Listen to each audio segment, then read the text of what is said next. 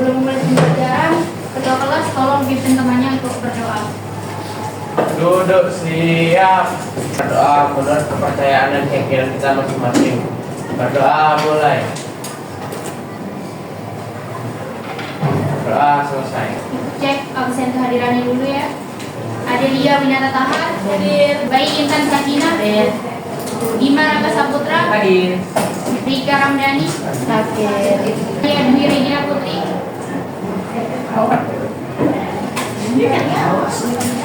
Tibania, Vanessa Adinda, terima kasih. Banyaknya yang sakit hari ini ya. Bisa duduk sendiri. Semoga teman yang sakit kita doakan cepat segera. Apa semuanya? Sebelum mulai pelajaran kita ice breaking dulu dong nggak? Ayo, mau. Berdiri ya kalau gitu. Ayo.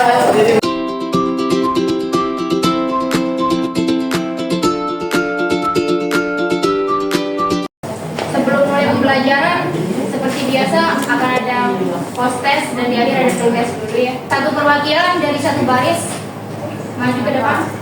Oke. Enggak, satu deret.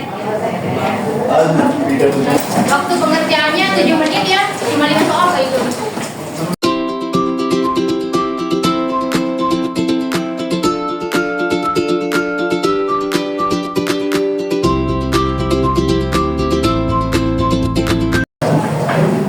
Ada yang masih ingat materi kita di pembelajaran sebelumnya? Fokusnya tentang apa kemarin? Ancamannya. Saya. Kalian kalau ke kebun binatang lihatnya hewan itu udah dikelompokin kan?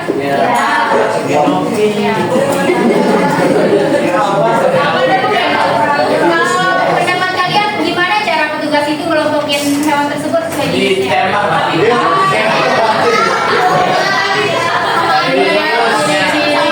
Samanya kayak gimana? Dari pengelompokan itu juga memudahkan petugasnya ya untuk melihat bagaimana kesesuaian yang diperlukan untuk hewannya. Pada kesempatan kali ini tujuan pembelajaran kita yang pertama, ya, peserta didik dapat mengelompokkan makhluk hidup berdasarkan ciri-cirinya. Yang kedua, peserta didik dapat mendeskripsikan ciri-ciri makhluk hidup dan membedakannya. Tujuan pembelajaran yang ketiga, peserta didik dapat memberikan nama makhluk hidup tersebut. Kayak kata kalian tadi, yaitu klasifikasi, yaitu pengelompokan tentunya. Untuk mengenal berbagai macam keanekaragaman hayati yang dilakukan pengelompokan makhluk hidup berdasarkan ciri-ciri tertentu yang dimilikinya yang sama yang disebut dengan klasifikasi. Dalam ilmu biologi, klasifikasi itu dikenal dengan sebutan ilmu taksonomi.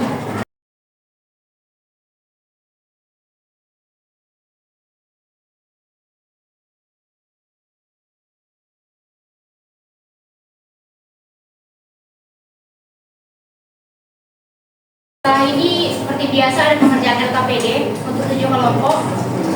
Perwakilan kelompok yang maju satu aja ya untuk ambil soal.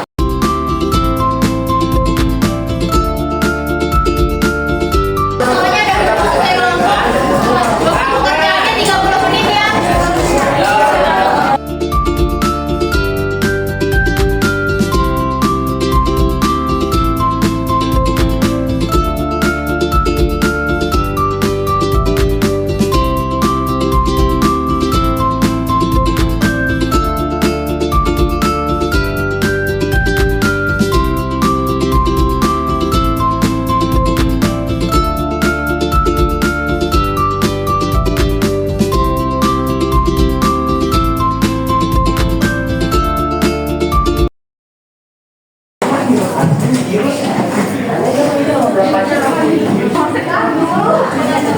Selamat pagi semuanya. Pagi.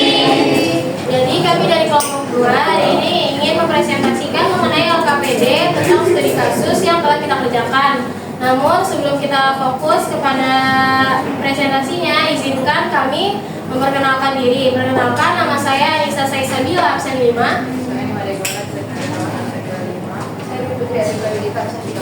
Perkenalkan, nama saya Kanaya Devil Asmanto, Absen 20. Sama Patar Gimana absen 3. Jadi kita ada studi kasus burung tak dikenal dari Gunung Rinjani. Nah, pendaki menemukan seekor burung unik di lereng Gunung Rinjani dengan ciri pertama itu paruh panjang melengkung untuk mengambil madu, kedua sayap sempit namun kuat, cocok untuk terbang cepat, ketiga warna biru cerah dengan pola di dada.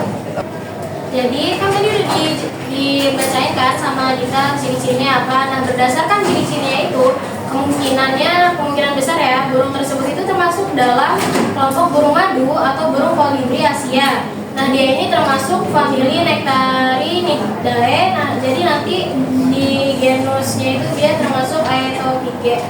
Nah terus di tingkatan takson ini dia kebagi jadi 7. Yang pertama ini ada kingdom, nama taksonnya itu animalia. Ciri khas yang sesuai itu misalnya kayak hewan, karena dia kan bertulang belakang. Terus tingkatan takson yang kedua adalah filum, nama taksonnya ini chordata. Ciri khas yang sesuai memiliki tulang belakang atau vertebrata. Setelah itu yang ketiga tingkatan taksonnya yakni kelas. Nama taksonnya adalah Aves karena ciri khasnya itu bertelur, memiliki bulu, terus bersayap dan memiliki paruh. Terus tingkatan takson yang keempat ini ada ordo. Nama taksonnya itu Passeriformes karena ciri khasnya itu burung mengicau. Dan yang kelima ini tingkatan taksonnya ada famili. Nama taksonnya ini Nectarinidae. Ciri khas yang sesuai memiliki paruh panjang, melengkung, pemakan madu. Tingkatan takson yang keenam adalah genus. Nama taksonnya adalah Aetopiga. Ciri khas yang sesuai adalah jenis burung madu dengan warna cerah. Setelah itu yang terakhir ada tingkatan takson spesies dan nama taksonnya ini adalah Aetopiga siparaja. Ciri khas yang sesuai, nama spesifik dan memiliki pola bulu cerah di dada dan memiliki paruh yang melengkung. Jadi yang pertama itu memiliki bulu yang halus, kedua berkembang biak dengan bertelur atau ovipat, yang ketiga memiliki sayap dan paruh, yang keempat bertelur dengan cakap keras. Nama ilmiah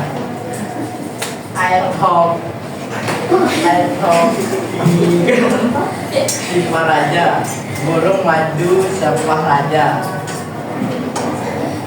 Aetopiga genus diawali huruf kapital.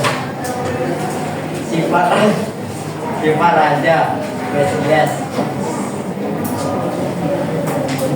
Nah soal yang ketiga itu kan tingkatan taksonomi. Nah perhatikan skema tingkatan klasifikasi makhluk hidup berikut. Yang pertama ada kingdom, filum atau genus, terus yang ketiga ada kelas, ordo, famili, genus dan spesies. Nah soalnya itu jelaskan satu contoh hewan dan tumbuhan dari lingkungan sekitarmu dan buat tingkatan takson lengkapnya. Nah, dari tingkatan takson yang contoh hewan kami mencari contoh hewan kucing. Tingkat sama seperti kelompoknya yang ini kelompok 1. Yang tumbuhan, contoh tumbuhannya kita buat adalah pohon manggis. Tingkatan takson, kingdom, nama takson, Plantea. Keterangan, makhluk hidup multiseluler, eukariotik, autotrof, melakukan fotosintesis. Divisio kelas ordo, nama takson, Magnoliophyta, tumbuhan berbunga. Tingkatan takson kelas, nama takson Magnoliophyta. Oke itu saja. Sekarang mari kita lanjut ke sesi tanya jawab. Saya mau nanya. Izin bertanya, Nabi dapat kata rana dari mana? Satu genusnya. Izin bertanya, Nabi dapat kata rana dari mana? Satu genusnya. Itu kenapa kita diambil rana? Jadi karena itu dari genusnya yaitu genus asli dan resmi dari kata sejati. Yang Kalimantannya juga Itu rana ada. ya.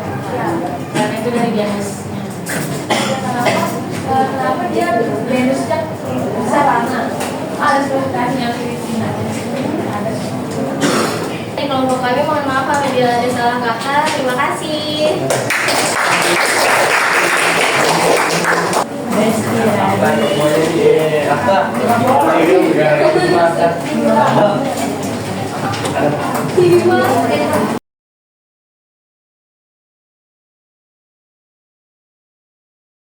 Mengumpulkan semua. Sebelum menutup pembelajaran, apakah ada satu orang yang bisa memberikan kesimpulan dari pembelajaran kita hari ini? Dari apa yang saya tangkap aja? Boleh. Baik, nama saya Amelia Tahar, absen 1. Jadi, apa yang saya tangkap di pelajaran kita kali ini adalah keberadaan dari jenis, spesies, terus juga dari ekosistemnya, terus juga ekosistem di Indonesia tuh tidak terbagi, terus Papua gitu. Dan